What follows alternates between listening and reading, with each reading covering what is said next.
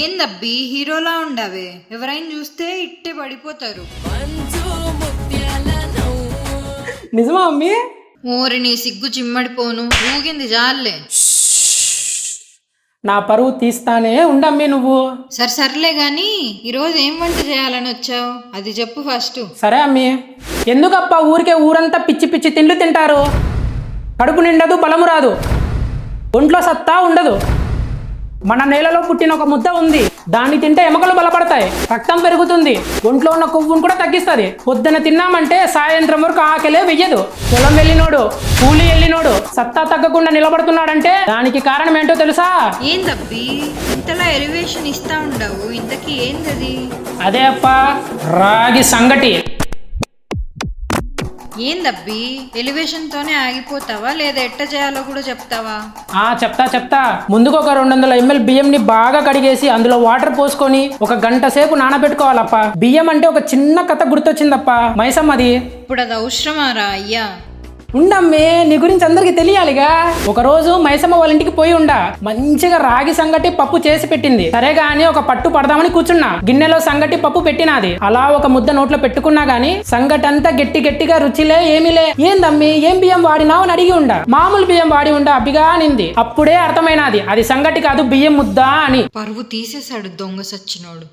మీకు స్వచ్ఛమైన రుచికరమైన రాగి ముద్ద కావాలంటే మైసమ్మలాగా మామూలు బియ్యం వాడకండి. మీకు రుచికరమైన రాగి సంగటి కావాలంటే మాత్రం ఖచ్చితంగా రేషన్ బియ్యమే వాడాలా. అప్పుడు మాత్రమే రుచి వస్తుంది, మర్చిపోబకండి. ఏంది మైసమ్మ నువ్వు కూడా? సర్లే, పరువు మొత్తం తీసేసి మర్చిపోకండి అంట. పరువుదేముందిలే అమ్మి.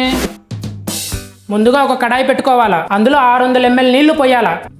ఎందుకు ఇన్ని నీళ్లు పోయాలంటే సంగటి మెత్తగా వెన్నెలాగా రావాలంటే 200 ml బియ్యానికి 600 ml నీళ్లు ఖచ్చితంగా వెయ్యాలా. నీళ్లు తక్కువ పోస్తే గట్టిగా వస్తుంది. మీరు కూడా తక్కువ నీళ్లు పోసి ఆ తప్పు చేయకండప్ప. ఇందాక గంట సేపు నానబెట్టుకున్న బియ్యాన్ని ఇప్పుడు ఇందులో వేసేయాలా.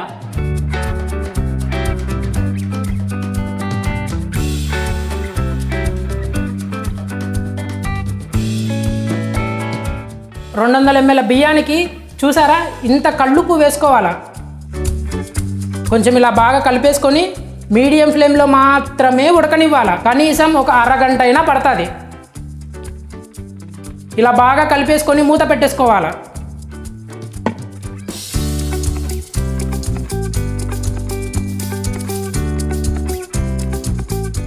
ఇలా అన్నం బాగా ఉడికాక 100 గ్రాముల రాగి పొడిని ఇందులో వేసేయాలి. రాగి పొడి వేసాక లో ఫ్లేమ్లోనే ఒక 5 నిమిషాలు వదిలేయాలి. అప్పుడే బాగా మగ్గుతుంది. ఇలా ఒక 5 నిమిషాలు అయ్యాక తర్వాత ఒక తెడ్డు కట్ట తీసుకొని ఇలా బాగా కలుపుకోవాలి.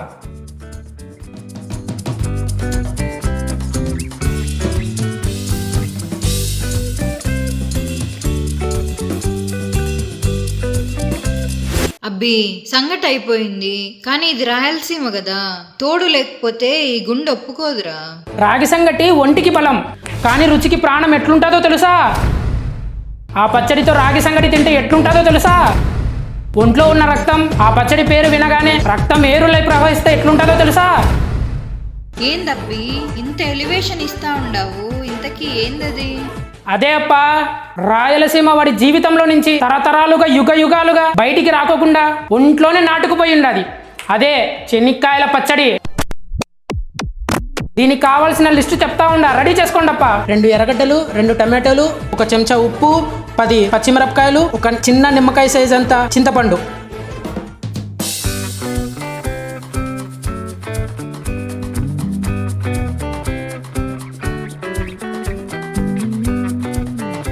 ఒక చిన్న కప్పు శనక్కాయలు తీసుకొని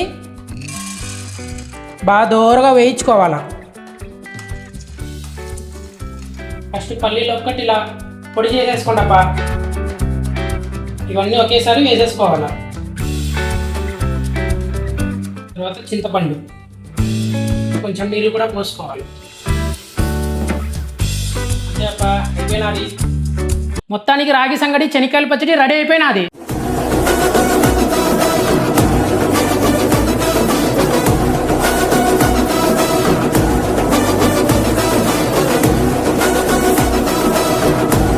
నన్ను నమ్మి ఒక్కసారి చేసుకొని తినండప్ప. రాయలసీమ రుచా మజాక. రాగి ఒంటికి బలం, శనికాయల పచ్చడి రక్తానికి బలం. అందుకే ఒక్కసారి 2 వండుకొని తినండప్ప.